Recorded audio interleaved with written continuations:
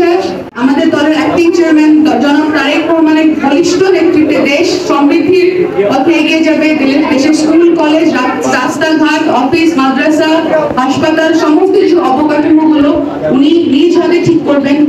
গত সোমবার গোলাপগঞ্জ উপজেলার লক্ষ্ণাবন্দ ইউনিয়নের ৭ নং ওয়ার্ড বিএনপি ও অঙ্গ সহযোগী সংগঠনের উদ্যোগে আয়োজিত মত বিনিময় সভায় প্রধান অতিথির বক্তব্যে সিলেট ৬ আসনের বিএনপির মনোনয়ন প্রত্যাশী সৈয়দা আদিবা হোসেন এসব কথা বলেন।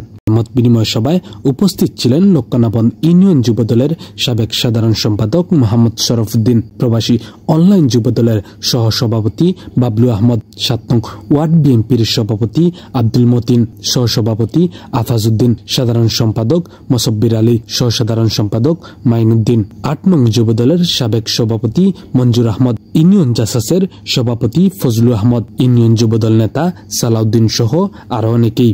এর আগে সৈয়দা আদিবা হোসেন শিক্ষার মান উন্নয়নে শিক্ষক শিক্ষার্থী ও অভিভাবক সমন্বয়ে আয়োজিত মা সমাবেশে একই ইউনিয়নের কালাম এন সামাদ উচ্চ বিদ্যালয়ে যোগ দেন ও বিএনপির ভারপ্রাপ্ত চেয়ারম্যান তারেক রহমানের ঘোষিত ৩১ দফা বাস্তবায়নের লক্ষ্যে লিফলেট বিতরণ করেন।